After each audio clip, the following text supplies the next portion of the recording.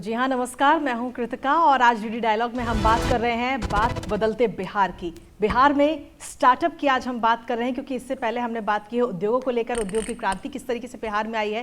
क्योंकि जब हम विकसित राष्ट्र की बात करते हैं तो उस विकसित राष्ट्र को बनाने के लिए हर राज्य की जरूरत होती है, अपनी अपनी भूमिका होती है। और ऐसे में बिहार के अंदर उद्योग की भूमिका तो खास है ही, लेकिन क्या वाकई स्टार्टअप की भूमिका भी खास है? क्योंकि पूरे देश में अगर हम देखें तो केंद्र सरकार की तरफ से तमाम स्टार्टअप को आगे बढ़ाया जा रहा है। और इस समय पूरे देश की अगर हम बात करें तो 1,80,000 से ज्यादा स्टार्टअप है जो इस पूरे देश में चल रहे हैं। लेकिन अकेले बिहार की अगर हम बात करें तो बिहार में 3,700 से ज्यादा स्टार्टअप हैं जो आज अभी तक रजिस्टर्ड किए गए हैं। और खास बात इसमें यह है कि इनमें से 3,000 स्टार्टअप ऐसे हैं जो बीते 5 सालों के अंदर ही रजिस्टर्ड हुए हैं, जबकि जो स्टार्टअप की जो नीति है सरकार की बिहार के अंदर वो 2017 में लाई गई थी। लेकिन उसके बाद में बीते 5 सालों में स्टार्टअप की तरफ लोगों का रुझान हुआ है, नए नए युवा आ रहे हैं और अपने अपने आइडियाज लेकर आ रहे हैं। सरकार भी पूरी मदद कर रही है। लेकिन कहते हैं कि चार दीवारी में बैठ करके ये तमाम बातें नहीं होती और इसीलिए डीडी न्यूज़ की जो टीम है वो ग्राउंड जीरो पर उतरी। स्टार्टअप के बारे में आखिर कितनी सहायता लोगों को मिल रही है और क्या कुछ उनकी प्रतिक्रिया है वो सब डीडी न्यूज़ ने जानी है। सबसे पहले ये रिपोर्ट आपको दिखाते हैं, फिर करेंगे हम अपने खास मेहमानों से चर्चा। कभी बिहार को बीमारू राज्य कहा जाता था। वो दौर था जब काम के अवसर इतने कम थे कि लोग अपना घर आंगन गांव छोड़कर दिल्ली, मुंबई, अहमदाबाद या दूसरे शहरों में रोजगार की तलाश में निकल पड़ते थे। लेकिन अब तस्वीर बदल रही है। आज अपने ही लोगों के लिए बिहार में रोजगार के नए अवसर बन रहे हैं। बिहार अब सिर्फ एक राज्य नहीं बल्कि अपने लोगों का सहारा बनता जा रहा है, एक नया आत्मनिर्भर प्रदेश। आइए अब संतोष कुमार की कहानी उन्हीं की जुबानी सुनते हैं। मेरा नाम संतोष कुमार हुआ। क्योंकि बाहर में ना बहुत सारी परेशानी आती है। एक तो आने जाने की समस्या, वहाँ जाने के बाद रूम की का समस्या, कभी छुट्टी नहीं मिली। तो मैं तो यही कहूँगा बिहार वासियों को कि बाहर पलायन नहीं करें, अपना बिहार में काम करें। ऐसा बहुत सारी फैक्ट्री अपनी खुली हुई है, यहाँ आकर रोजगार करें, बढ़िया से रहें। और मुझे तो बहुत अच्छा लग रहा है, अंदर से ऐसा फील होता है कि मैं अभी घर पे हूँ। यहाँ मैं अभी प्रोडक्शन सुपरवाइज़र हूँ और मैं कटिंग डिपार्टमेंट को देखता हूँ, क्या कटिंग वगैरह जो भी है वो मैं इशू करवाता हूँ। आइए मिलते हैं बिहार के रहने वाले रविकांत सिंह से। मेरा नाम रविकांत सिंह है और मैं दूर दूर से जॉब कर रहा था, जैसे कर्नाटका में हुआ, महाराष्ट्र में हुआ, गुजरात से काम कर रहा। मुझे पता चला कि बिहार में एक अच्छी कंपनी खुली है, तो मैंने यहाँ अपॉइंटमेंट लिया है मेरा, यहाँ पे किया, इंटरव्यू दिया और सिलेक्शन हुआ। तो मैं यहाँ पे क्वालिटी मैनेजर के पद पे काम कर रहा हूँ और मुझे बहुत अच्छा लगा कि बिहार में हमारी फैक्ट्री है और लोग दूर दूर से आके यहाँ के काम कर रहे हैं। ये है बिहार के उन युवाओं की कहानियाँ जिन्होंने कभी अपने गांव छोड़ दिए थे, लेकिन आज बदलते बिहार की इस यात्रा में अपना अनुभव, उम्मीद और गर्व साझा कर रहे हैं। तो इस रिपोर्ट के जरिए हमने जाना कि बिहार में किस तरीके से बदलाव इस समय हो रहा है, क्योंकि एक समय वो भी था जब कोरोना काल के दौरान हमने देखा था कि तमाम संख्या में लोग बिहार की तरफ वापस जा रहे थे पलायन। तो ऐसे में सवाल ये उठता है कि क्या अब बिहार बदल रहा है? क्योंकि स्टार्टअप नीति तो सरकार की तरफ से चालू की गई है, लेकिन वो वाकई ज़मीनी स्तर पर कितनी मदद कर रही है? और आज इसी पर चर्चा करने के लिए हमारे साथ खास मेहमान इस वक्त मंच पर मौजूद हैं। सबसे पहले उनसे आपका रूबरू कराते हैं, फिर करेंगे चर्चा की शुरुआत। सबसे पहले आपसे मिलवाना चाहेंगे रोडवेज के सीईओ और को फाउंडर हैं दिलकुश कुमार जी, जो कि ऐप सर्विस के जरिए कैब प्रोवाइड कराते हैं आमजनों को। दिलकुश जी, बहुत बहुत स्वागत है आपका। इसके बाद में वैमानिक एरोस्पेस के सीईओ मनीष दीक्षित जी, जो कि ड्रोन के जरिए किसानों की पूरी तरह से मदद कर रहे हैं। मनीष जी, बहुत बहुत स्वागत है आपका भी। हमारे अगले मेहमान हैं पावरी ऑर्गेनिक फार्म्स के सीईओ और को फाउंडर आलोक कुमार जी, जो कि ऑर्गेनिक फल सब्जियों को किसानों से लेकर के आम जनता के घर घर तक पहुंचाते हैं। बहुत बहुत स्वागत है आलोक जी आपका। इसके साथ ही हाउस ऑफ मैथिली के फाउंडर और क्रिएटिव डायरेक्टर हैं मनीष रंजन जी, जो कि मैथिली को प्रमोट कर रहे हैं, लगातार लोगों को घर तक रोजगार पहुंचा रहे हैं। बहुत बहुत स्वागत है मनीष रंजन जी। और अंत में हमारे साथ खास मेहमान जुड़े हुए मिथिला एंजल नेटवर्क और मिथिला स्टेक प्राइवेट लिमिटेड के फाउंडर अरविंद झा जी, जो कि छोटे छोटे स्टार्टअप्स को बढ़ावा देते हैं, प्रमोट करते हैं, उनको फंडिंग करते हैं। तो आज चर्चा इन्हीं सभी मेहमानों से होगी और साथ ही जानेंगे इन सभी मेहमानों से कि स्टार्टअप, जब कोई भी व्यक्ति किसी भी काम को शुरू करता है, स्टार्टअप करता है, तो ऐसे में क्या कुछ चुनौतियां उनके सामने आती हैं। सबसे पहले दिलकुश जी, आपसे जानना चाहेंगे, आप इस समय बिहार के अंदर लोगों को सुविधा प्रोवाइड करा रहे हैं आने जाने के लिए, यातायात को को सुगम बना रहे हैं। एक कैब ऐप आपने शुरू की है, क्या किस तरीके से वो काम करती है और कैसे ये आइडिया आया आपके पास? हम 2016 से इस इंडस्ट्री में है, टैक्सी इंडस्ट्री में, और बस 2016 से काम करते करते समस्याएं दिखती गई और उस समस्या का समाधान निकालते निकालते आज बिहार की सबसे बड़ी मोबिलिटी कंपनी बन गई। तो जनरली जो बेसिक जो हमारी रोडवेज है वो बिहार के हर गांव को शहर से जोड़ रही है, वन वे राइड देकर। मतलब अगर बिहार की पहले बात करें तो पहले बिहार में कोई पटना उतर के गांव जाना चाहता था या गांव से पटना आना चाहता था तो उनको टैक्सी के लिए दोनों तरफ का किराया बेयर करना पड़ता था। हमको ये एक बहुत बड़ा गैप दिखा बाज़ार में और मुझे लगा अगर इस चुनौती से हम लड़ सकते हैं और इसमें अगर 2-4 साल 5 साल दे सकते हैं तो लोगों के प्रॉब्लम को ये सॉल्व करेगा और बहुत तेज़ी से रोडवेज ब्रांड बनेगी। और हम लोग 2022 में रोडवेज स्टार्ट किए थे और आज अच्छा लगता है जो अगर चैट जीपीटी से भी कोई पूछता है जो बिहार की सबसे बड़ी मोबिलिटी कंपनी कौन है तो रोडवेज का नाम आता है। चलिए, बहुत अच्छा लगा आपकी यह सफ़र की पूरी कहानी सुनकर। हमारे साथ में इस वक्त मनीष दीक्षित जी भी जुड़े हुए हैं। मनीष जी, किसानों की स्थिति एक समय वो था कि काफ़ी दयनीय हालात थे किसानों के, और आज के टाइम में अगर हम देखें तो जो उनके किसानों के जो बच्चे हैं वो खेती किसानी से दूर भागते थे, लेकिन अब वापसी उसी दौर में नज़र आ रहे हैं। और आज के टाइम में अगर हम देखें तो ऑर्गेनिक खेती का भी काफ़ी ज़्यादा जलवा हम देख पा रहे हैं। आप किस तरीके से किसानों की मदद कर रहे हैं ड्रोन के ज़रिए? हमारी कंपनी बिहार में हमने 2022 में स्टार्ट किया ड्रोन मैन्युफैक्चरिंग का काम। और हम लोगों ने बिहार को सिलेक्ट इसलिए किया क्योंकि हमने देखा कि बाहर के स्टेट्स में जो ड्रोन अवेलेबल हैं उनकी प्राइसिंग काफ़ी हाई है, 5 लाख रुपए 7 लाख रुपए, जो कि एक फार्मर के लिए बहुत चैलेंजिंग हो जाता है इतना अमाउंट खर्च करके उसकी सर्विस लेना और परचेस करना ड्रोन को। हमारी कंपनी ड्रोन सेल्स भी करती है और सर्विस भी देती है और हमने बहुत कम दाम में ड्रोन बनाए हैं। हमारे ड्रोन सिर्फ 3,50,000 से स्टार्ट हैं। विथ 2 ईयर वारंटी कंप्लीट हम लोग प्रोवाइड करते हैं। साथ में हम लोग फार्मर को हैंड होल्डिंग सपोर्ट प्रोवाइड करते हैं जिससे कि वो स्प्रे सर्विसेज का कार्य आसानी से कर सकें जी। और हम लोग स्प्रे सर्विसेज का भी मॉडल लेकर के आए क्योंकि 3,50,000 रुपये भी बहुत होता है किसानों को खर्च करना। तो हम लोगों ने उनके लिए मॉडल लॉन्च किया स्प्रे सर्विसेज का, जिसमें उसका अगर 2 एकड़ ज़मीन है तो सिर्फ वो 600 रुपये देकर अपने 2 एकड़ ज़मीन पर स्प्रे करा सकता है।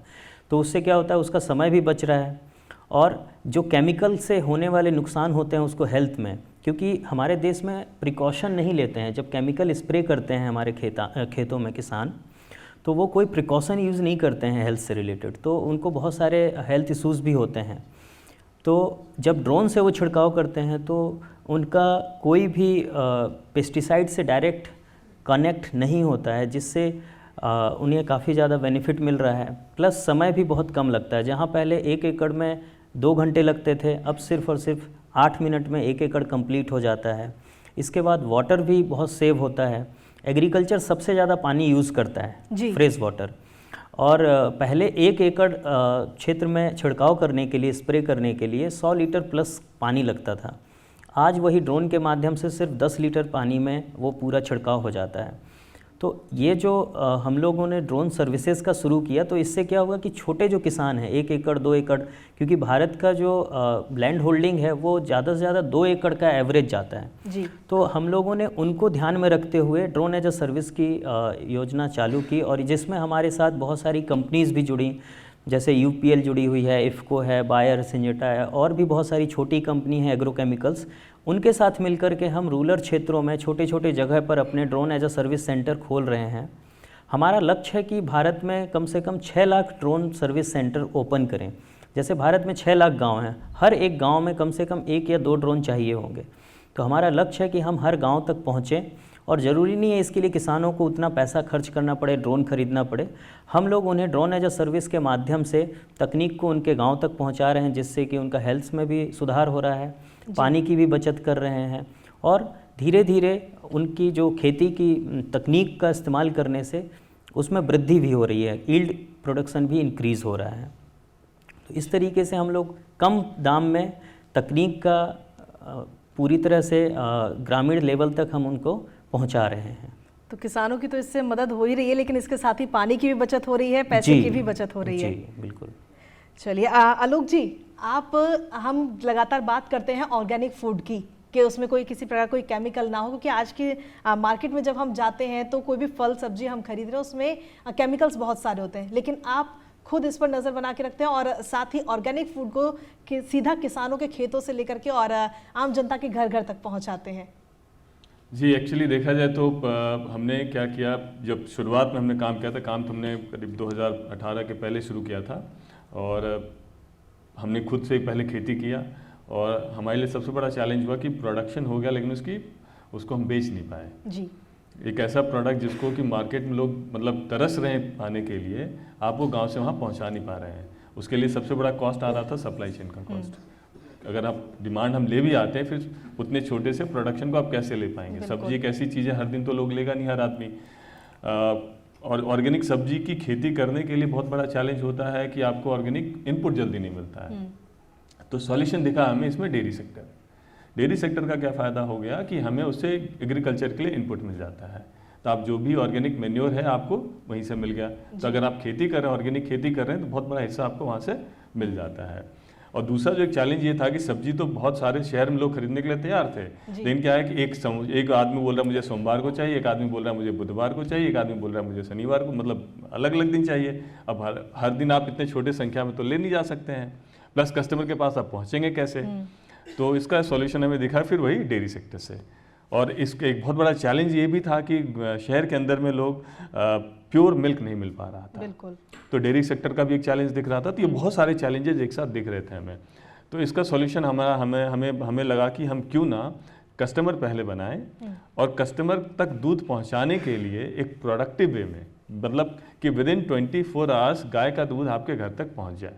तो कैसे किया जाए, तो इसके लिए हमने टेक्नोलॉजी का यूज़ किया। तो हमारी जो भी कस्टमर्स होते हैं वो सारे मोबाइल ऐप पे अवेलेबल होते हैं। जो हमारा मिल्क प्रोडक्शन है सारा मोबाइल ऐप से ड्रिवन है। यानी कि अगर हमारा कितना प्रोडक्शन हुआ हमें पता है, कंज्यूमर्स को ये पता है कि ये प्रोडक्शन अभी हमारे पास है, तो वो सब्सक्रिप्शन ले लेते हैं। और जब उनका सप्लाई हो रहा है तो उसका बिलिंग भी उनको पूरा दिख जाता है। आज की तारीख में अगर वो चाहें सिर्फ पटना शहर वो चूज़ करेंगे, उसकी एरिया में रहते हैं डालेंगे, उसके बाद उनको अपना वहाँ पे सब्सक्रिप्शन बनाना है। नेक्स्ट डे जो लड़का उस एरिया में जाता है उसका उनको नाम दिख जाएगा, मोबाइल ऐप पे उसका लोकेशन दिख जाता है और कस्टमर्स को उस लड़के का नंबर मिल जाता है। बिलिंग सारा ट्रांसपेरेंसी के साथ हो जाता है। यानी कि जिस काम को करने के लिए हमें लगता था कि बहुत मेहनत का काम है, वो बड़े आसान तरीके से काम हो गया। अब इससे क्या हो गया कि हमारे को कस्टमर्स मिलने शुरू हो गए, क्योंकि दूध एक ऐसी चीज़ है हर दिन चाहिए इंसान को, और प्योर दूध मिलता नहीं है। जैसे आप जानते हैं कि दूध जितना सफ़ेद है इसका कारोबार उतना ही काला है। तो अगर हम कस्टमर को ये कॉन्फिडेंस दे दें कि ये जो दूध आपको मिल रहा है सफ़ेद है और कारोबार भी पूरी सफ़ेदी के साथ हो रही है, तो बहुत बड़ा कस्टमर बेस हमारा पटना में बना। फिर जो हम ऑर्गेनिक फार्मिंग का जो प्रोडक्शन उधर हो रहा है, सब्जी अगर हो रही है, जो मार्केट बेचना है, तब मार्केट बेचने के लिए उसको कोई अलग से एफर्ट नहीं डालना पड़ता है। अब क्या है कि उसी ऐप में हमने एक प्रोडक्ट ऐड कर देंगे। भाई आपकी भिंडी की खेती आ गई, चलो भिंडी हमने ऐड कर दिया। आम आ गया आपका, आम ऐड कर दिया। अब जब सप्लाई चेन जा रहा है तो जो लड़का दूध लेके जा रहा है वो सब्जियां भी लेके चला जाएगा। यानी कि आप कह सकते हैं कि इकोनॉमीज ऑफ स्केल हमने अचीव किया और इकोनॉमीज ऑफ स्कोप भी हमने अचीव कर लिया। तो जो हमारा मान के चले कि डिस्ट्रीब्यूशन कॉस्ट है वो सीधे ही समझिए कि जो 50-60 रुपये पड़ जा रहा था वो 5-6 रुपये पे आ जाता है, with the help of technology, with the help of integration of all this activities. इस तरीके से हमने कहीं ना कहीं जो हमारा वेस्टेज था उसको हमने ख़त्म किया। जो एक प्योर मिल्क मार्केट में ऐसी पहुंच नहीं पा रहा था, खराब हो जा रहा था किसान के घर में। कोरोना के टाइम में कितने लोगों ने आपने देखा होगा कि लोग सड़क पे दूध बेच रहे थे, सड़क पे टमाटर बेच रहे हैं। अब उनको परेशानी, एटलीस्ट अगर हमारे साथ वो जुड़े हुए हैं तो उनको वो परेशानी नहीं मिलती है। एट द सेम टाइम अगर किसी माँ को अगर उसके बच्चे के लिए प्योर दूध नहीं मिल पा रहा था तो आज की तारीख में एटलीस्ट वो कह सकते हैं कि भाई हमारे बच्चे को आज हम वही दूध पिला रहे हैं जो बचपन में वो कभी गाँव में पिया करते थे, अपने गाय का शुद्ध दूध। तो इस तरीके से हो गया कि कस्टमर को भी अच्छा सामान मिल रहा है, किसान को भी अच्छा दाम मिल रहा है और एनवायरनमेंट की भी अपनी बचत हो रही है, क्योंकि अगर आप केमिकल फ्री सारा काम कर रहे हैं तो कहीं ना कहीं मान के चलिए कि आप एनवायरनमेंट को भी बचा रहे हैं। तो ये इस उद्देश्य के साथ हमने ये काम शुरू किया और अभी कर रहे हैं। चलिए, ये काम हम उम्मीद करते हैं कि बहुत जल्दी आप बिहार के बाहर जो अन्य राज्य हैं वहाँ भी आप शुरू करें, ताकि जो बड़े बड़े शहरों में लोग रह रहे हैं उन तक भी ये शुद्ध स्वच्छ चीज़ें पहुँच पाएँ। इसकी शुभकामनाएं हमारी तरफ से आपको।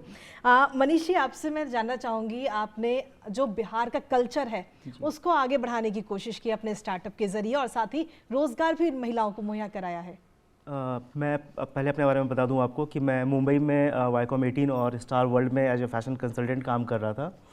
और पैंडेमिक के दौरान जब मैं अपने होम टाउन आया तो जो वो दौर था, सबने देखा है कि कितना मुश्किल दौर था। वहाँ एक चीज़ मैंने नोटिस किया कि छोटी छोटी जो फैमिलीज़ होती हैं, जिनके घर के जो मुखिया होते हैं वो बाहर काम करने जाते हैं, उस टाइम पे जब वो लोग लौट के आए तो उनके पास खाने तक को पैसे नहीं होते थे जी। ये वो दौर था। और मैंने ये ऑब्ज़र्व किया कि वहाँ की जो लेडीज़ हैं, जो हाउसवाइफ्स हैं, उनको कहीं ना कुछ आर्ट का नॉलेज है या कुछ ना कुछ तो उनको आता है जो काम कर सकती हैं। तो इसी सोच के साथ हम लोगों ने हाउस ऑफ मैथिली की नींव रखी थी कि हम उन महिलाओं को मोबिलाइज़ करके उनको एक ट्रेनिंग दें और उनकी ट्रेनिंग को, उनके स्किल्ड को और थोड़ा पॉलिश करके उनसे कुछ अच्छे और बेहतर उत्पाद बना सकें जिसको मार्केट कर सकें। तो इसी शुरुआत के साथ हम लोगों ने सिर्फ 6 महिलाओं के साथ शुरू किया था हाउस ऑफ मैथिली को, और आज के डेट में जो है वो हमारे साथ 350 से ज़्यादा लेडीज़ जुड़ी हुई हैं जो ऑलरेडी स्किल्ड हो चुकी हैं, और हमने उनको एम्पावर किया है। और वो बहुत ही अच्छे प्रोडक्ट्स बना रही हैं, हैंड पेंट से रिलेटेड हो या फिर एप्लिक से रिलेटेड हो, एम्ब्रॉयडरी से रिलेटेड हो। एंड उन प्रोडक्ट्स को जो है वो हम दुबई, US, फ्रांस, हर जगह सप्लाई कर रहे हैं। तो हाउस ऑफ मैथिली को स्टार्ट करने का हमारा एक कोर विज़न ये नहीं था कि हम सिर्फ एक ब्रांड इस्टेब्लिश करें, बल्कि हमारा एक विज़न था कि हम बिहार के ऐसी जगहों पे, ऐसे विलेज पे जहाँ पे बहुत ही सुख सुविधाएं नहीं पहुँच पाती हैं बहुत आसानी से, उस जगह पे उन महिलाओं को हम स्किल्ड बना करके एक हम मास प्रोडक्शन की ओर हम लेके जा सके इसको। तो इसी क्रम में हम लोगों ने अभी समस्तीपुर में और बेतिया में हम स्टार्ट कर रहे हैं ट्रेनिंग सेंटर। पटना के दुल्हिन बाज़ार में हम स्टार्ट कर रहे हैं एक ट्रेनिंग कैंपेन, जहाँ पे हम अलग अलग ट्रेनिंग सेंटर इस्टेब्लिश कर रहे हैं और उन महिलाओं को हम एम्प्लॉयमेंट भी दे रहे हैं जी। तो ये मुझे लगता है कि एक अच्छी शुरुआत हो सकती है बिहार के आर्ट और कल्चर को जो है वो ग्लोबल प्लेटफॉर्म पे पहुंचाने की। बिल्कुल, क्योंकि कहते हैं कि देखिए, रोजगार अगर आप नौकरी करना चाहें तो नौकरी तो बहुत आसानी से मिल जाएगी, लेकिन तमाम बाकी लोगों को अपने साथ जोड़ करके उनको रोजगार देना, ये अपने आप में बहुत बड़ी बात होती है। और ये हमारे साथ जो मेहमान आज जुड़े हुए हैं, ये सभी इस काम को पूरी तरह से निभा रहे हैं, लोगों को जोड़ रहे हैं, उनको रोजगार दे रहे हैं। हमारे साथ में अरविंद जी भी इस वक्त जुड़े हुए हैं, जो काफ़ी स्टार्टअप को आगे बढ़ाते हैं, उनको प्रमोट करते हैं, फंडिंग करते हैं, नए नए आइडियाज़ भी उनके पास रोज आते हैं। अरविंद जी, बहुत बहुत स्वागत है आपका। आज सीधे तौर पर आपसे सीधा यही सवाल है कि आपने 4 आइडियाज़ इस समय सुने जो स्टार्टअप इन्होंने एक अलग उद्देश्य मकसद के साथ शुरू किए, और आपके पास भी रोज़ कई सारे आइडियाज़ आते होंगे बच्चों के और नए नए युवाओं के।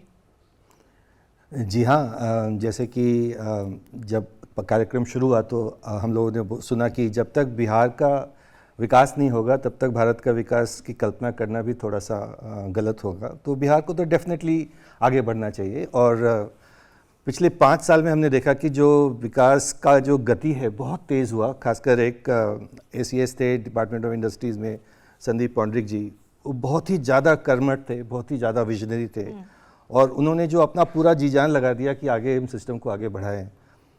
तो उसका ये फ़ायदा हुआ। और मुझे लगता है कि शार्क टैंक का भी जो एक घर घर तक शार्क टैंक पहुंच पाया है, तो एक फ़ायदा ये हुआ है कि आज बिहार का बच्चा जो है वो स्टार्टअप फाउंडर बनना चाहता है। मेरे पास 15 साल के, 16 साल के, 17 साल के बच्चियाँ भी जो कॉलेज में पढ़ रही हैं, वो सब एक फाउंडर बन के अप्रोच करते हैं कि मेरे पास ये आइडिया है, हम क्या कर सकते हैं, कैसे बढ़ा सकते हैं। हमने 2019 में एक एंजल नेटवर्क बनाया जिसका कि पर्पस यही था कि हम लोगों को आइडेंटिफाई कर सकें, थोड़ा बहुत उनको पूंजी दे सकें, क्योंकि सबसे ज़्यादा उनको पूंजी की और थोड़ी गाइडेंस की ज़रूरत है कि मार्केट कैसे हम बनाएं। तो सबसे पहले हमने जो पूंजी रेज़ किया था वो दिलखुश के लिए रेज़ किया था। करीब 50 लाख का सीड फंड हमने उनके लिए रेज़ किया था। उन्होंने बहुत ज़बरदस्त उससे काम किया। और अभी करीब 10-12 ऐसे स्टार्टअप्स हैं, चाहे वो एजुकेशन साइड में हों, चाहे वो हेल्थ साइड में हों। जो काम इन्होंने ट्रांसपोर्टेशन में किया है कंज्यूमर के लिए, वही हम लॉजिस्टिक्स में ट्रक के लिए करना चाहते हैं। अगर बिहार में, मतलब जो सबसे गरीब एक तरह से प्रदेश है, वहाँ पे सबसे ज़्यादा एक्सपेंसिव है ट्रक में सामान भेजना। तो एक नया स्टार्टअप है, तुरंत उस पर हम काम कर रहे हैं, जो कि उस पर चेंज करा सकते हैं। एक स्टार्टअप है जो कि बिहार से, हम सोचते हैं कि बिहार में इंग्लिश नहीं पढ़ाते हैं, कर्पूरी ठाकुर की वजह से एक कर्पूरी जनरेशन शुरू होगी वहाँ पर एक। लेकिन बिहार के 2 बच्चे हैं जिन्होंने कि मुजफ्फरपुर कॉलेज में ही एक स्टार्टअप शुरू किया, जो कि पूरे देश को अंग्रेजी सिखाने का काम कर रहा है और बहुत अच्छा कर रहा है। और 2-3 साल में आप देखेंगे इंग्लिश यारी करके नाम है उसका, जिसके पास महाराष्ट्र से, तमिलनाडु से, केरला से उसके पास लोग जो है इंग्लिश पढ़ रहे हैं उसके यहाँ पे। ई कॉमर्स और क्विक कॉमर्स का बहुत बड़ा जलजला है और बहुत सारे ड्राइवर्स जो हैं वो बिहार से आते हैं। बिहार का बहुत बड़ा स्टार्टअप है ATM बाइक्स, जो कि 2000-3000 बाइक्स का एक नेटवर्क लेके आगे बढ़ रहा है। तो इन सबको आगे लेके हम बढ़ना चाहते हैं और हम देख रहे हैं कि धीरे धीरे बिहार में भी ना एक बदलाव आ रहा है, एटीट्यूड में लोगों के बदलाव आ रहा है। और मुझे याद है 1919 मतलब ऑलमोस्ट 100 साल पहले एक हमारे ज़मींदार थे रजौर के टंकनाथ चौधरी जी, और वो पूर्णिया के कॉलेज के भाषण में उनका एक जो 50वां साल का भाषण था पूर्णिया में, वो भाषण में कहते हैं कि जो राज सेवा का कीड़ा बिहार में लगा हुआ है, एक हमारे यहाँ पे घुन बोलते हैं, मतलब घुन जैसे चावल में लग जाता है, गेहूं में लग जाता है, कि राज सेवा को जो घुन हमारे यहाँ लगा हुआ है ये हमारी आर्थिक पतन का कारण बनने वाला है। ये 100 साल पहले राजा ने बोला है और हमको वाणिज्य में जाना चाहिए। और फिर वो एक श्लोक देते हैं कि वाणिज्यते वस्ते लक्ष्मी। तो मतलब आप अगर जनरेशनल वेल्थ बनाना चाहते हैं, आप भले ही IAS बन जाएं, भले ही IPS बन जाएं, और अगर आप ऑनेस्ट हैं मान लीजिए, तो आपके बच्चे भी जॉब के लिए ढूंढते रहेंगे। लेकिन अगर आप सक्सेसफुल बिजनेस बन जाएं तो हो सकता है कि आपको 20-25 साल में एक जनरेशनल वेल्थ आप क्रिएट कर लेंगे अपने बच्चों के लिए, जो कि पूरा बिहार बदल देगा।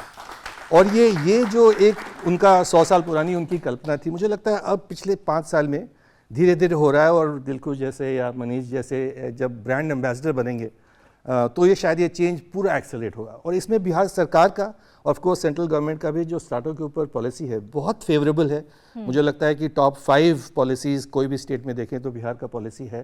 थोड़ा सा अभी फिलहाल एग्जीक्यूशन में थोड़े से गैप्स हैं, थोड़ा उसको टाइट कर लिया जाए तो जो मोमेंटम है पिछले 2 महीने में, जैसे हमने देखा करीब 25,000 नए आइडियाज़ बिहार में सबमिट हुए हैं।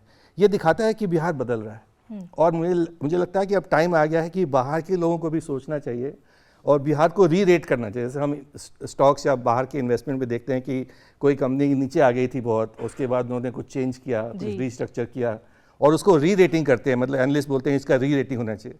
मुझे लगता है कि टाइम आ गया है कि लोगों को री-रेटिंग करना चाहिए। और मैंने थोड़ा सा कैलकुलेशन किया था कि इस समय बिहार के जितने 1200-1500 स्टार्टअप्स हैं, उनमें से जो 100 टॉप स्टार्टअप्स हैं उसका में भी 500 करोड़ का ओवरऑल वेल्थ होगा। मतलब आज 500 करोड़ में मैं सारे स्टार्टअप खरीद सकता हूँ, लेकिन ये अगले 10 साल में ये 20,000 करोड़ पे वैल्यू चली जाएगी। तो मतलब 500 करोड़ आज है और इसका इतना बड़ा ग्रोथ 40 गुना ग्रोथ होने वाला है। तो मैं तो कहूँगा जो ये शो देख रहे हैं आप लोग, थोड़ा सा बिहार को थोड़ा री-रेट कीजिए, उसको नई नज़र से देखिए और अगर हो सके तो बिहार में इन्वेस्ट कीजिए, क्योंकि जहाँ पे सबसे ज़्यादा ब्रोकन सिस्टम होता है वहाँ पे सबसे ज़्यादा ग्रोथ होता है।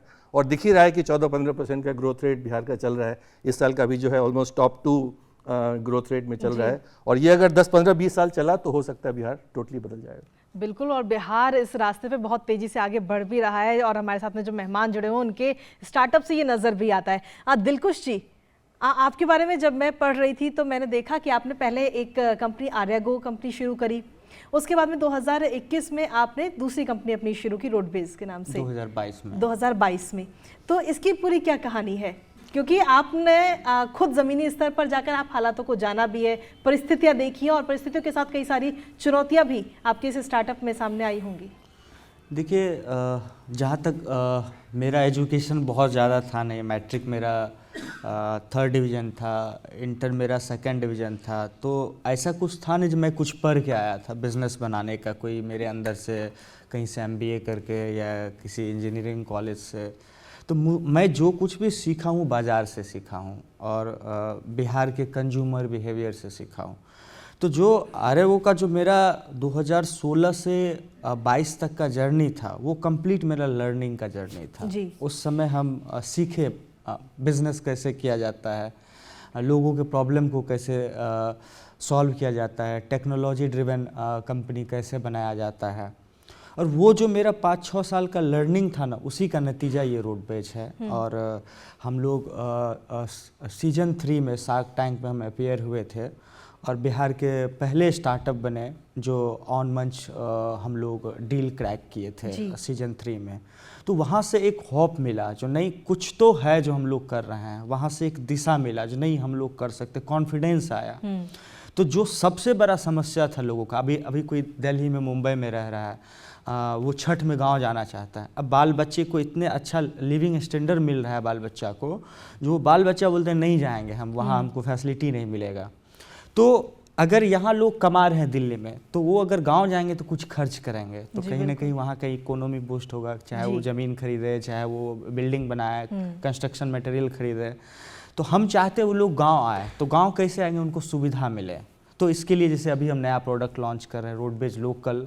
मतलब आप यहाँ से दिल्ली से निकल रहे हैं, रोडवेज लोकल बुक कीजिए, आप 7 दिन 8 दिन जितना दिन आपको पूरा बिहार में जहाँ भी घूमना है, ससुराल जाना है, मायके जाना है, जहाँ जाना है घूमिए और फिर एयरपोर्ट पे आके उसको छोड़ दीजिए। तो अगर ये एक सुविधा मिलता है लोगों को, तो लोगों का जाना आना फ्रिक्वेंटली तेज़ी से होने लगे।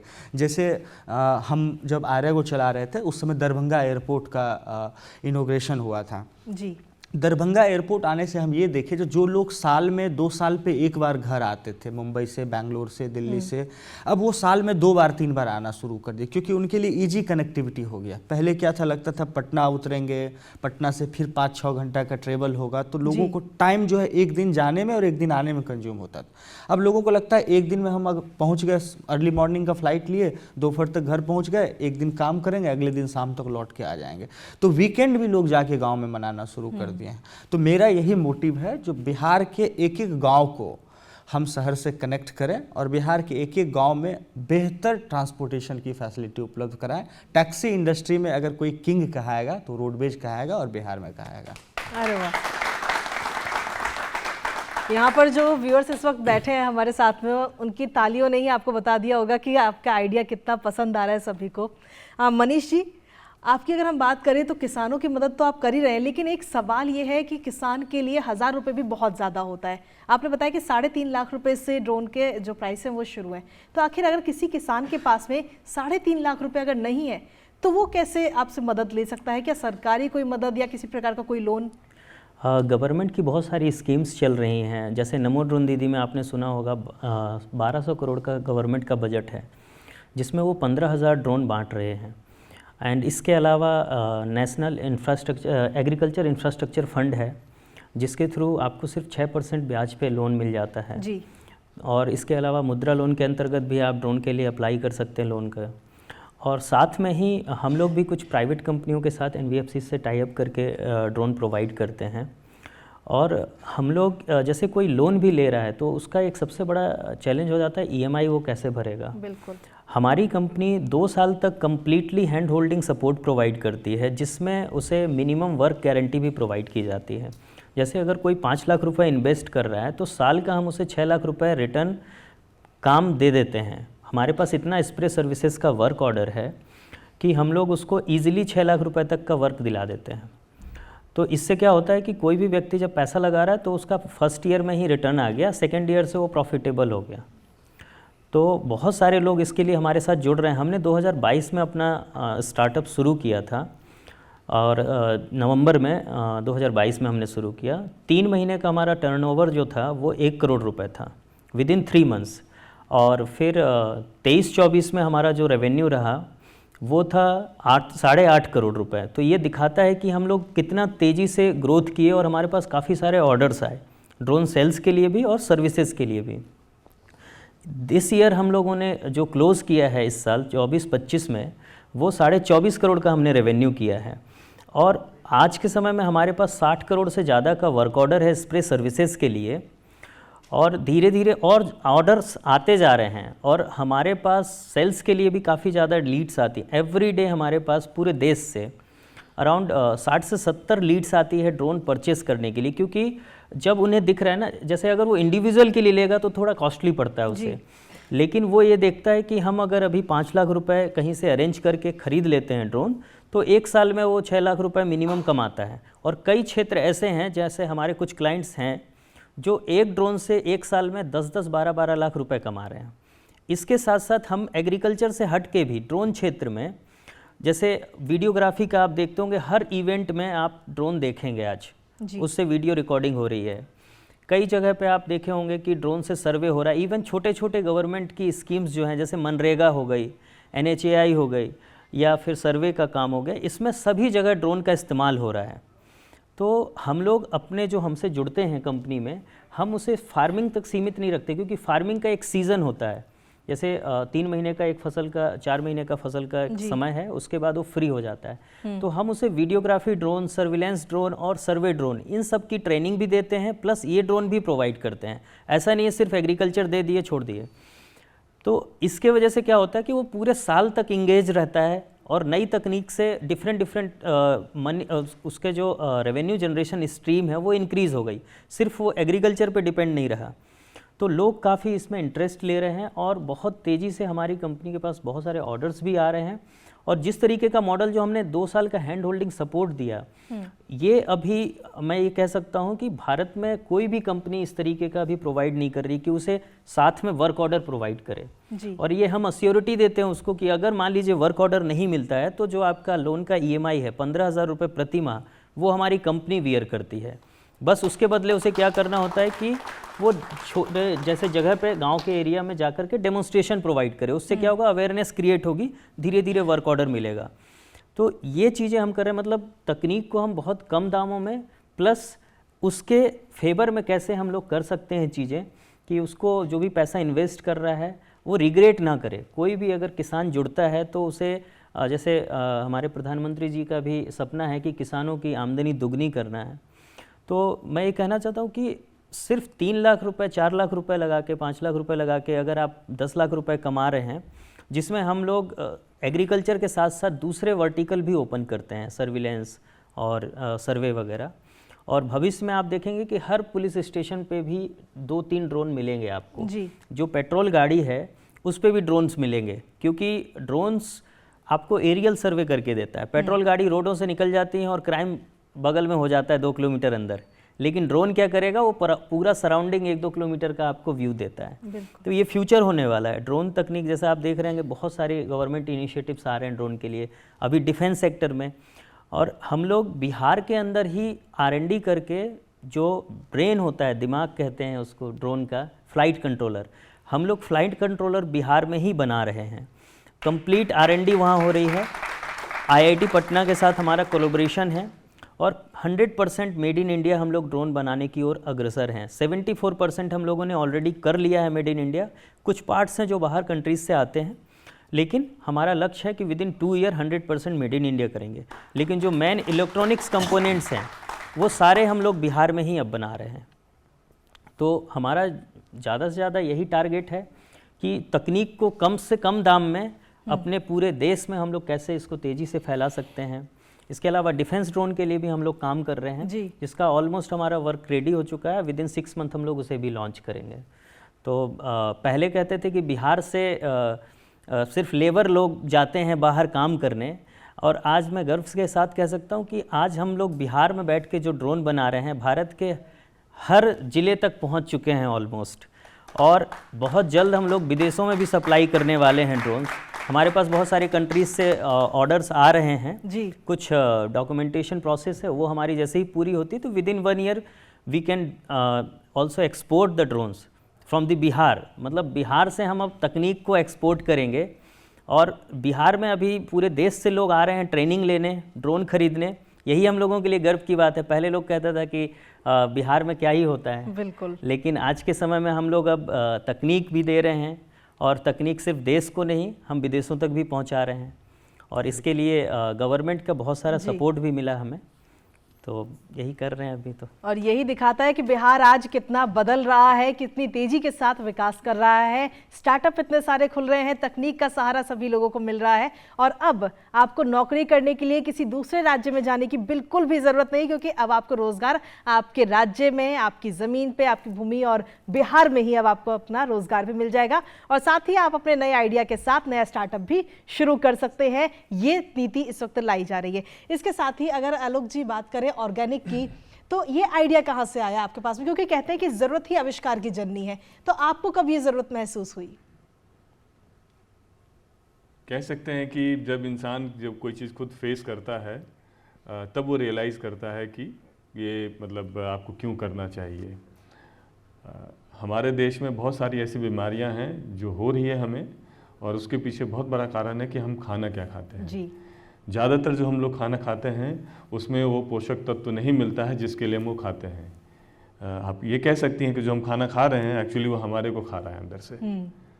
हमारे को खा रहे हैं यानी कि जो भी हम खा रहे हैं अंदर में जो हमारे सूक्ष्म जीवाणु हैं जो उसको हमारे को पोषक तत्व में कन्वर्ट करते हैं हमारे खाने को, वो एक्चुअली उसको मार रहे हैं। और उसके पीछे सबसे बड़ा कारण है कि जो हम जिस खेती का प्रोड्यूस खा रहे हैं वो सही नहीं है। जो भी इसके पीछे कारण हो, हर चीज़ का एक दो पहलू होता है। तो 2011-12 में हमने देखा था कि हमारी आवाज़ चली गई थी और पेशे से उस टाइम मैं शिक्षक था जी। आप सोच सकती हैं कि अगर एक शिक्षक, अगर कोई सिंगर, कोई वकील, अगर उसकी आवाज़ चली जाए तो फिर वो क्या कर सकता है। मे भी आगे आने वाले समय में हम लोग AI से कुछ कर सकते हैं, लेकिन उस टाइम में तो ये सारी चीज़ें नहीं थी। और मेरे लिए था कि ऑलमोस्ट की लाइफ हमारी ख़त्म ही हो गई थी। मतलब मैं तो अपने आप को ये सोच रखा था कि शायद हो सकता है कि नहीं भी, बट उससे मैं निराश नहीं था। मैं बोला अगर बच गया तो कुछ ऐसा काम करूँगा कि लगा कि जब ऊपर जा रहा हूँ तो लगे कि कुछ करके जा रहे हो, मतलब शांति आपको मन में मिले। क्योंकि मरते वक्त अगर शांत नहीं होगी तो आपकी आत्मा भटकती रहेगी, जैसे हमारे मतलब कहा जाता है माइथोलॉजी में। तो उस वजह से ये शुरू हुआ। फिर ऑब्वियसली करना क्या है, कैसे करना, ये नहीं पता था।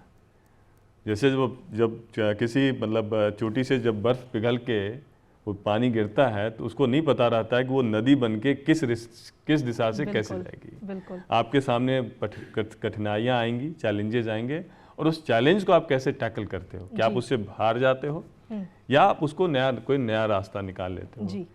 तो वही एक तरीके से हमारा एक काम हुआ। जब हम सोच के आए थे, सोचिए कि हमारे को तो किसी सब्जी का मतलब पहचान भी नहीं था कि इस कौन सी सब्जी का ये पेड़ है। तो उसके लिए हमने कुछ कोर्सेज किया ऑब्वियसली जाके, क्योंकि मेरा पूरा इकोनॉमिक्स बैकग्राउंड से था मैं। तो फाइनेंशियल मार्केट में काम कर रहा था, तो कहाँ कौन सा मतलब बस एक दो सब्जियों का पेड़ था जो हम पहचानते होंगे मुश्किल से। तो हमने काम शुरू किया था। तो सबसे पहले हाँ ये ज़रूर हमने सोचा कि जब भी कोई काम करो तो एक पायलट पहले उसका करो। तो पायलट हमने किया, हमने खेती की सब्जी की। जब सब्जी की खेती की तो सबसे बड़ा चैलेंज हमें जो दिखा वो बेचने का दिखा। दूसरा कि बहुत सारे ऐसे सपना देख के गए थे कि भाई आप ऑर्गेनिक फार्मिंग करोगे तो डिमांड वैसा होगा, आपका प्रोडक्शन ऐसा होगा, आप ये कर लोगे, वो कर लोगे। लेकिन जब ज़मीन पे आप जाएंगे तो आप समझ में आ जाएगा कि अगर इतना आसान रहता तो फिर दुनिया क्यों नहीं कर रही है। भाई ऐसा थोड़ा किसी को मरने का शौक है। जो किसान खेती कर रहा है उसको भी पता है कि वो जहर नीचे डाल रहा है। अब मनीष जैसे बता रहे थे कि वो स्प्रे कर रहा है, तो ये जानते हैं कहीं ना कहीं वो हेल्दी नहीं है, तभी वो बचाना चाह रहे हैं। भाई स्प्रे भी करना है ना तो तुम मशीन से कर लो। तो आपने उस किसान को बचा लिया, लेकिन जो खाएगा उसको कैसे आप बचाएंगे। तो इसलिए क्या हो गया, हमने ऐसे इसी तरीके से हमने शुरुआत किया था जी।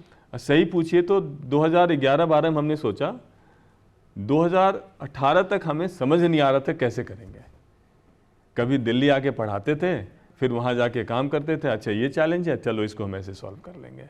अच्छा अब ये चैलेंज आ गया, इसको ऐसे सॉल्व कर लेंगे। अब ये चैलेंज आ गया, अब इसको ऐसे सॉल्व कर लेंगे। इस तरीके से चलता रहा। मेजर बदलाव आया 2020 में जी। जब तब तक में ये क्लैरिटी आ गया था कि मार्केट पहले बनाना है, और मार्केट बनाने के लिए दूध जो है सबसे अच्छा जरिया। अगर आपने कस्टमर का विश्वास जीत लिया, बिल्कुल। और दूध एक ऐसी चीज़ है कि ज़्यादातर बच्चे मतलब बच्चों के लिए खरीदती है, और वो उसमें कोई भी मतलब आप कॉम्प्रोमाइज़ नहीं कर सकते। अगर आपको पता है ऑप्शन ये है जिसमें कि आपको केमिकल फ्री मिल्क मिल रहा है, और अगर ये X% महंगा भी है, तो वो प्राइस पे करने के लिए तैयार रहते हैं। हमने वही मार्केट पकड़ा और थोड़ा सा प्रीमियम से हमने स्टार्ट किया। और कोरोना आया तो उसकी वजह से मतलब समझिए कि हर आदमी सोच रहा था कि हम अच्छा खाना खाएं। बिल्कुल। बाजार बंद था, तो जो किसान का सामान बाजार जा रहा था उसका सामान कोई खरीदने वाला नहीं था। तब ये क्या हो गया कि एक तरफ किसान है जिसके पास सामान है लेकिन कोई खरीदार नहीं है, और खरीदार जो है जो अच्छा सामान चाह रहा है उसको वो सामान नहीं मिल पा रहा है।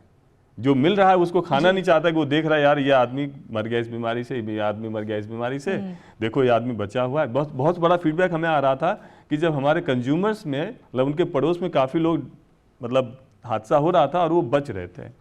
कितने के मतलब माँ बताई हमें कि मतलब हमारा मेडिकल का मतलब जो दवाई डॉक्टर के हम जाते थे उसका बिल ख़त्म हो गया है। मतलब हम 1 साल से ऊपर हो गया डॉक्टर के पास गए नहीं है। जब कोई इंसान उनको बोलता था कि तुम इतना महंगा दूध क्यों खरीदते हो, तो वो यही कहती थी कि भाई हम तो इसलिए खरीद, पता नहीं आदमी सही दे रहा है कि झूठ दे रहा है, लेकिन एक चीज़ तो है कि अब हमारे को डॉक्टर के पास जाना नहीं पड़ता ज़्यादा। बिल्कुल। बहुत कोई बड़ी बीमारी आ गई तभी जाना पड़ेगा, बट जो नॉर्मल बीमारी की वजह से हमें अब जाना नहीं पड़ता, तो उसकी वजह से हमें लगता है कि हेल्दी कितने बच्चे हैं जो दूध पी के बड़े हो गए हैं, हम देख रहे हैं आज की तारीख में। तो इससे ये हो गया कि विश्वास तो आ गया आपके पास, जी इनकी वजह से और भी लोग कस्टमर्स बनना शुरू हो गए। बिल्कुल। हमारा मोबाइल ऐप तैयार था, तो टेक्नोलॉजी तैयार थी, कस्टमर तैयार है, बेचने वाला भी तैयार है, बस किसी को करने वाला चाहिए एक था। लिंक चाहिए बस उनको बस, जोड़ने और के वो लिए। हम समझे कि हम वो एक तार, मतलब हम सब तारों को हमने जोड़ दिया एक तरीके से। एटलीस्ट ये मॉडल जो है अब सक्सेसफुल हो चुका था। फिर धीरे धीरे करके जो और भी खेती कर रहे हैं, अच्छी खेती कर रहे हैं, अगर आपके पास प्रोडक्ट है जो आप ऑर्गेनिक कह रहे हैं सही में है, क्योंकि ज़्यादातर लोग सही बोलते नहीं हैं, अगर वो ऑर्गेनिक है तो हम तो अपनी तरफ से गारंटी देते हैं कि आपका माल कभी खराब नहीं होगा। अब रोड भी इतनी अच्छी सड़कें मतलब बनती जा रही हैं बिहार के अंदर में कि आप समझिए कि 5 से 6 घंटे में बिहार के किसी भी कोने से पटना आ सकते हैं, किसी भी कोने से पटना आ सकते हैं। और ज़्यादातर यानी कि एवरेज डिस्टेंस अगर हम देखें अगर 4-5 घंटे में आ सकते हैं, और हम तो कस्टमर को बोल रहे हैं 24 घंटा। हाँ। हमारे पास फिर भी 4-5 घंटा है डिलीवरी के लिए, 4-5 घंटा है पैकेजिंग के लिए, तब भी मेरे पास मार्जिन बच जाता है 4-5 घंटे का।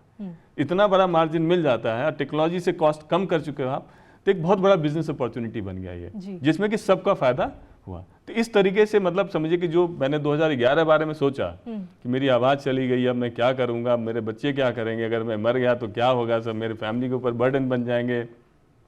दूसरी ज़िंदगी मिली, दूसरी ज़िंदगी को हमने इस तरीके से इस्तेमाल किया। और आज जो है, अब मैं कह सकता हूँ कि जब वीडियोज़ आते हैं हमारे पास, वीडियो मैसेजेस आते हैं, थैंक यू अंकल आपका दूध मिल गया। जिस दिन दूध नहीं जाता तो रोते रोते वीडियो आता है कि आज हमारा मतलब आपका दूध नहीं मिला है। ये बहुत बड़ा बदलाव हुआ, जिसमें कि आप हेल्थ भी देख रहे हैं और वेल्थ भी देख रहे हैं। बिल्कुल, और इसमें दोनों ही तरफ से अगर हम देखें तो किसानों का भी फायदा है, और जो खरीद रहा है उस प्रोडक्ट को उसका भी बहुत बहुत फायदा है सीधे तौर पे। हमारे साथ व्यूअर्स भी कई सारे जुड़े हुए हैं जो हमारे साथ इस वक्त बैठे हुए हैं स्टूडियो में। आप में से अगर कोई सवाल पूछना चाहता है तो प्लीज़ सवाल आप पूछ सकते हैं, हमारे साथ मेहमान जो जुड़े हैं। सर, अभी भी स्टार्टअप बहुत बढ़ रहा है इस देश में, हमारा देश स्टार्टअप कल्चर अपना रहा है, पर एक वो क्या वजह है कि लोग अभी भी उस कल्चर में घुसने से कतराते हैं? क्या ये एक वजह है कि फैमिली को कौन संभालेगा अगर हम अभी इस कल्चर में घुस गए, स्टार्टअप हमने स्टार्ट कर दिया? क्योंकि रिस्क तो होता है, एक रिस्क फैक्टर है, तो क्या एक फैमिली बैकग्राउंड ये भी बहुत मैटर करता है? हमारा परिवेश जो है ना, और हमारा जो, जैसे मैंने बोला कि 100 साल का हमारा एक हाव भाव है, हमारे डीएनए में इस समय बसा हुआ है कि नौकरी करो, पढ़ो लिखो, नौकरी करो, और नौकरी से आप सेफ हो जाओगे, और सरकारी नौकरी सबसे सेफ है। ओके, इसको बदलने में थोड़ा टाइम लगेगा। और हमारे दूसरे राज्य है, मान लीजिए गुजरात का हम एग्जाम्पल ले लें, वहाँ पे एक डिफरेंट परिवेश है।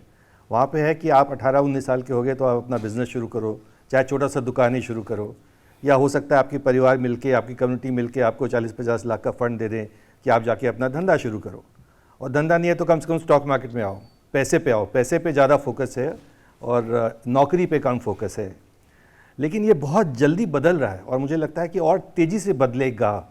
जैसे जैसे हमारे नए ब्रांड एम्बेसडर शुरू होंगे स्टार्टअप सिस्टम में, और अभी जैसे पिछले 2 साल में हम थोड़ा सा कोशिश कर रहे हैं कि आईटी जो इंफॉर्मेशन टेक्नोलॉजी है उस पर भी काम किया जाए, क्योंकि बिहार में आईटी की भी जॉब्स की बहुत बड़ी कमी है। एक हमने दरभंगा में भी यूनिट बनाया जहाँ पे कि अभी 15-16 लोग काम कर रहे हैं, और वहाँ से हम सॉफ्टवेयर एक्सपोर्ट कर पा रहे हैं। तो ये हमेशा से पोटेंशियल था कि आप क्यों नहीं कर पा रहे बिहार से सॉफ्टवेयर का काम। मुझे लगता है ये भी आप 2 साल में देखोगे कि बदल जाएगा, और जैसे जैसे समाज के लिए नए हीरोज़ बनेंगे वैसे वैसे समाज बदलेगा। अगर आप पीछे चले जाओ 500-600 साल, मान लीजिए संस्कृत का हमारे यहाँ पे, खासकर मैं मिथिला से आता हूँ, मधुबनी से आता हूँ, संस्कृत का बहुत बड़ा बोलबाला था। हर गांव में संस्कृत के प्राचार्य, बड़े बड़े एक प्रोफेसर्स या उपाध्याय लोग रहते थे, और हर गांव में उनकी इज्जत थी। तो संस्कृत आप पढ़ो इसलिए क्योंकि आपको इज्जत मिलता है, आपको पैसा मिलता है, आपको राज्य सरकार से मिलता है। उसके बाद वो संस्कृत से बदल के आ गया कि आपको राज्य सेवा करना है। मान लीजिए चाहे ब्रिटिश सरकार हो, चाहे हमारे सरकार हो, कि आईएएस बनना है, आईपीएस बनना है, ऑफिसर बन जाओगे तो आपको मान मिलेगा, सम्मान मिलेगा, इज्जत बढ़ेगा। अब हमारे पास फेज़ आ गया कि हमारे पास अगर इंडस्ट्रियलिस्ट और स्टार्टअप के फाउंडर्स सक्सेसफुल हो जाएं, मुझे लगता है कि हमारे मनीष हैं, 2 मनीष हैं, दिलखुश हैं, आलोक हैं, ये चारों के चारों प्रोडक्ट ऐसे हैं जो कि 100 करोड़ के रेवेन्यू पे जा सकते हैं और 500-600 लोगों को नौकरी दे सकते हैं। जिस दिन 3-4-5 साल में ये उस लेवल पर पहुंच जाएंगे, वो जो नया आज की पौध है, जो हमारे यंग लोग हैं 15-16 साल के, उन सबकी इच्छा हो जाएगी हम यही बने।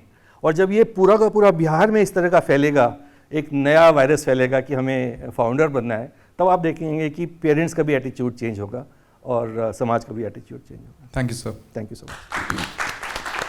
सर, ऐसा कहने में कोई दो राय नहीं है कि जो भी मोस्ट प्रॉफिटेबल बिजनेस होती है वो ट्रेडिशनल बिजनेस पे होती है, और बिहार जैसे जगहों पे या झारखंड जैसे जगहों पे जहाँ पे ट्रेडिशनल बिजनेस पे बहुत ज़्यादा मतलब पैसा बनाया जा सकता है, तो सर जो एग्जिस्टिंग मार्केट में जो प्लेयर होते हैं उनके साथ में हम लोग जैसे एक सिंगल प्लेयर कैसे उनके साथ कम्पीट कर सकता है? बात सही है कि जो ट्रेडिशनल बिजनेस है और जो कन्वेंशनल बिजनेस है, एग्जिस्टिंग बिजनेस है, उसमें आप बड़ा काम कर सकते हैं। जैसे हमने 2 साल पहले देखा कि अपनी मुजफ्फरपुर में शाही लीची होती है, ओके, और रायगढ़ का मतलब अल्फोंसो मैंगो बिल्कुल सबके सर पे चढ़ा हुआ है कि अल्फोंसो मैंगो हमें खाना है। अगेन हम लोग जो है बिहार से आते हैं, हमें लगता है कि लंगड़ा को छोड़ के और कोई मैंगो ही नहीं होता है, मान लीजिए। तो 2 साल पहले हमने शुरू किया कि नहीं, हम डायरेक्टली D2C मॉडल पे, डायरेक्ट टू कंज्यूमर मॉडल पे लीची और मैंगो का काम शुरू करेंगे। और पहले साल 2000 किलो के करीब किया, इस साल करीब 20,000 किलो का D2C का काम हुआ है। तो अगर आप ढंग से करेंगे तो 5 साल में वो 2 लाख किलो पर पहुंच जाएगा आपका मैंगो का व्यापार या लीची का व्यापार। आपको अपना इनोवेशन देखना है कि आप उसको जो ट्रेडिशनल बिजनेस है उसको आप डिसरप्ट कैसे कर सकते हो, उसमें आप इनोवेटिव फैक्टर कैसे ला सकते हो। जैसे इन्होंने बताया कि इन्होंने टेक्नोलॉजी के थ्रू मिल्क के लिए ऐप डिस्ट्रीब्यूशन के थ्रू पहले कस्टमर बना लिए। तो आपको अगर कन्वेंशनल बिजनेस के साथ कम्पीट करना है तो आप किसी टेक्नोलॉजी पे या किसी बिजनेस मॉडल पे या किसी प्राइसिंग मॉडल पे, कोई ऐसी सर्विस पे ऐसा कोई नया चीज़ लेके आइए कि कंज्यूमर आपके पास पहुंच जाए। और आपका एडवांटेज है कि आपके पास 14-15 करोड़ कंज्यूमर हैं, मतलब यूरोप की आधी पॉपुलेशन से बड़ी पॉपुलेशन हमारे पास बिहार में है, और वो हर आदमी जो है वहाँ पे कम से कम 10,000 रुपये महीने खर्च कर रहा है। तो आप समझ लीजिए कितना बड़ा बाज़ार है हमारे पास जिसमें कि आप कर सकते हैं। तो मैं यही बोलूँगा कि आप थोड़ा अपना इनोवेशन वाला मैट्रिक थोड़ा ऊपर कीजिए, ज़रूर आपको स्पेस मिलेगा।